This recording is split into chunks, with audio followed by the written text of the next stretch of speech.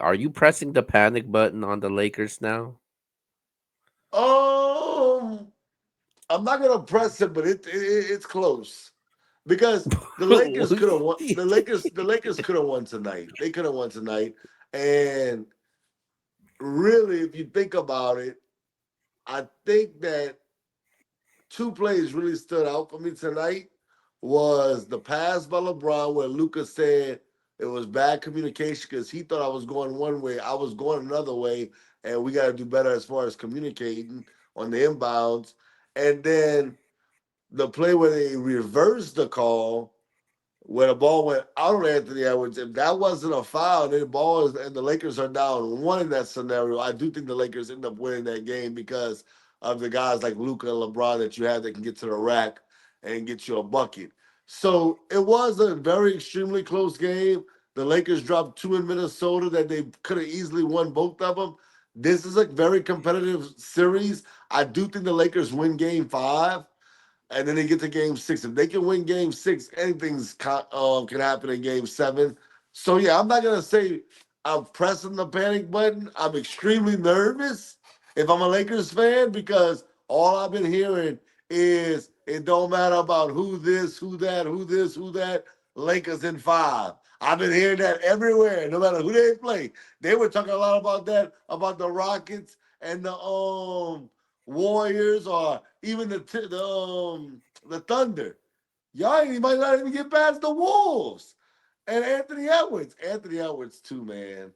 I love that kid, man. If kids are out there, I know we were just talking about confidence and arrogance and cockiness. One thing about Anthony Edwards, that kid is supremely confident in his game, and it showed tonight in that fourth quarter. I think he scored 16 in the fourth quarter, went crazy.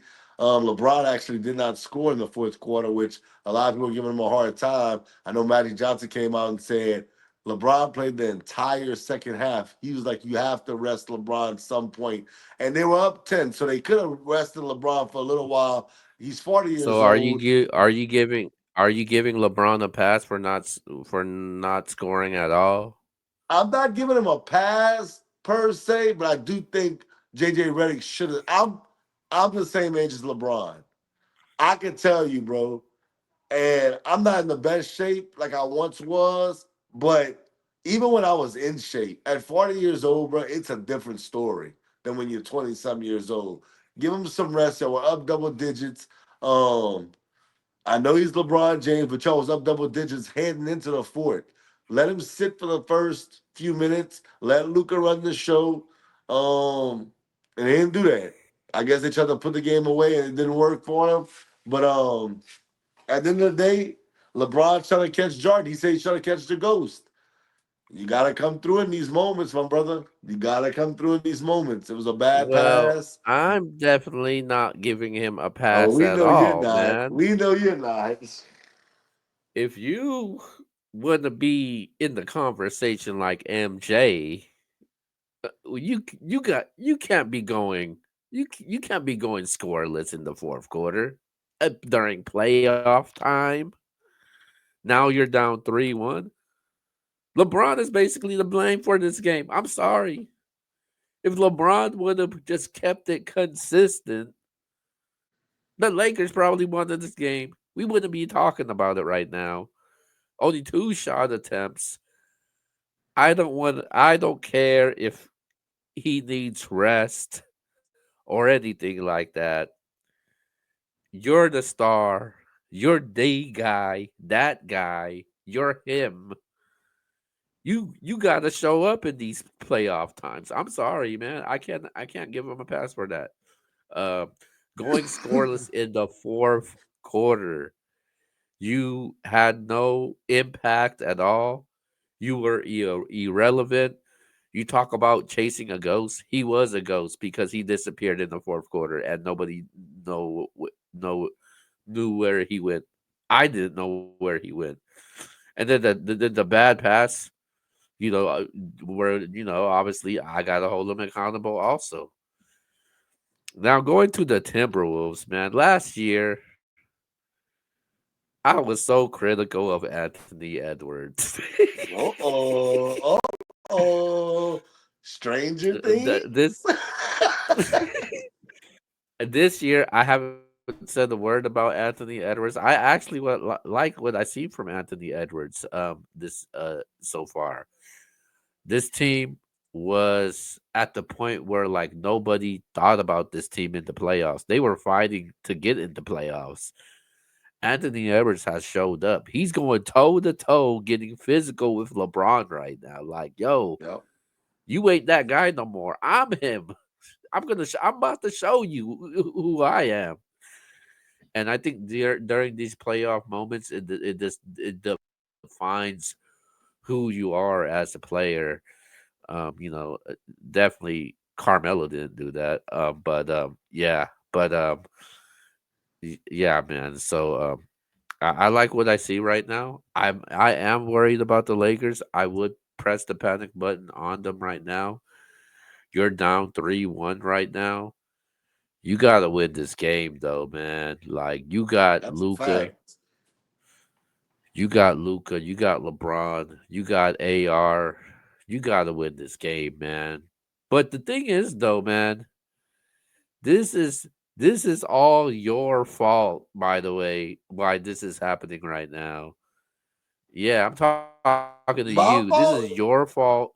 This is this is the Laker fans' fault because when this Luca trade happened, we didn't even when I asked you and we were talking about, hey, what's gonna happen with the Lakers this season? Are they gonna be a contender?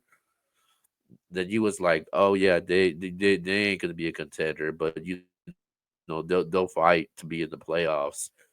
Then out of nowhere, you're picking them to go to the NBA Finals based off of what Hey they man, did. they climbed themselves up to the third seed in the West. Oh, Luca's really him. Luca's really him.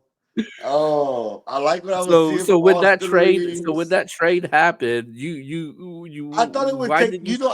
you know I'm a big chemistry guy. I think things take time. And I thought it would take a lot longer for them to figure it out. And it didn't. I really believe that this series is not over. That's why I'm not pressing the panic button. Yeah, man. I'm worried though. I would press the panic button though. 3-1. That's tough though, man. The Minnesota got all the confidence in the world right now. I think they can't play with this at all because they blowing a 3-1 lead, man. That'll make me talk about Anthony Edwards if you blow a 3-1 lead. So I hope they don't screw this up. But yeah, I'm not. I am pressing the panic button though. Down 3-1. That this is serious. I didn't expect this at all. I thought actually had the Lakers at least in 5 games. And the guy that you called overrated, he's not playing that bad right now, Mister Gobert. He's not on the Oh, court in the fourth quarter, oh. bro. Hey, well, based off of the strategy, why would you leave him in the court during a situation plays during that time, man? Of course, I'm you're not just gonna gonna put tell you, Gobert on if there. he's a max contract guy, he should be on the court. Wow. All right, you're being disrespectful to Mister Gobert. Anyways, um, all right. So next thing we're gonna talk about is the two teams that's about to get a sweep right now. It's the Oklahoma City Thunder and the Cleveland Cavaliers right now, man. So based off of what you've seen so far, man, who's been the more impressive team to you between the Cavs and the Thunder? OKC. OKC. Um, OKC was losing by 30, and they come back and win the game in Memphis. I know John Morant went down. If John Morant doesn't go down, do I think they come back? No. But the fact that they came back, and they came back quick. It wasn't like they came back at the end of the game and won the game. Like they won the game, and they came back in like before the last 5 minutes of the game. Like they were up at that point. So yeah, I just think OKC, bro, they're like a team that's on a mission right now. Cleveland, though it was impressive, because we know how hard Eric Spoelstra's teams fight in the Miami Heat. The Miami Heat, they traded away Jimmy Butler this regular season. And I love Tyler Hero. I love Bam Adebayo. I love Eric Spoelstra. But they're just not a better team than the Cleveland Cavaliers. And I can say the same thing about, Memphis and OKC. But I just feel like what OKC is doing right now, they won by 51 points, I think, game one, 19 game two, came back from down 30 in game three.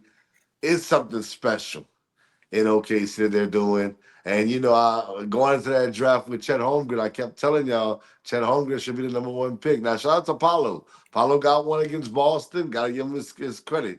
Um, and Jabari is in the playoffs right now with the Houston Rockets. But Chet, man, when they were down 30, Chet started knocking down threes, making plays happen. Chet Holmgren, man, it's my guy right there. Yeah, That's my yeah. guy. I that's my guy too. Oh, boy, you was calling my Last boy a year, bust. last year he became my guy. Oh, boy, you whack. So anyway, so in battle rap, I don't care what anybody says. You could quote me on this. Danny Myers is the best guy when it comes to rebuttaling.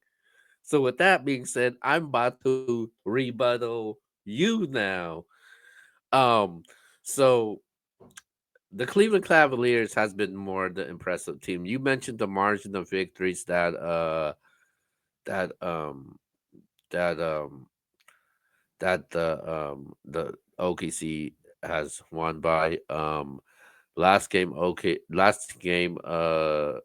um Cleveland beat them by 37. The previous game they won by 9. In game 1 they won by 21. They're at least averaging 120 points or more in those 3 games right now that they're playing against. And there's times where Darius Garland's not playing, and it's like these guys they score in bunches, man, with Garland, Evan Mobley, Donovan Mitchell, Max Strus is showing up also.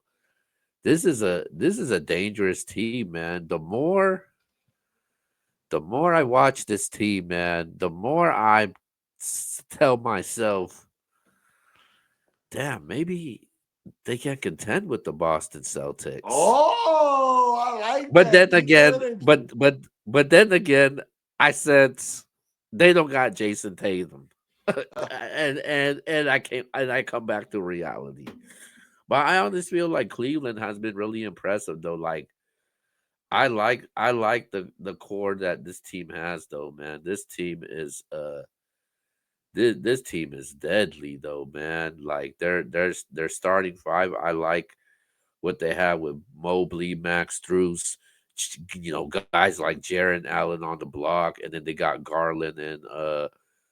um Garland and Donovan Mitchell, and then a guy that gets slept on is DeAndre Hunter, who they acquired in the trade. I think he's been their sixth man, if you want to call it. But I like Cleveland though. I think Cleveland's been really impressive though. OKC also has been impressive also. Man, the more I watch the SGA, the more I'm like, man, maybe he should be MVP. But then you seen what's going down in Denver and the Clippers right now. That's getting kind of interesting over there, man. But Everybody yeah, had that series close. That's a good series right there. okay.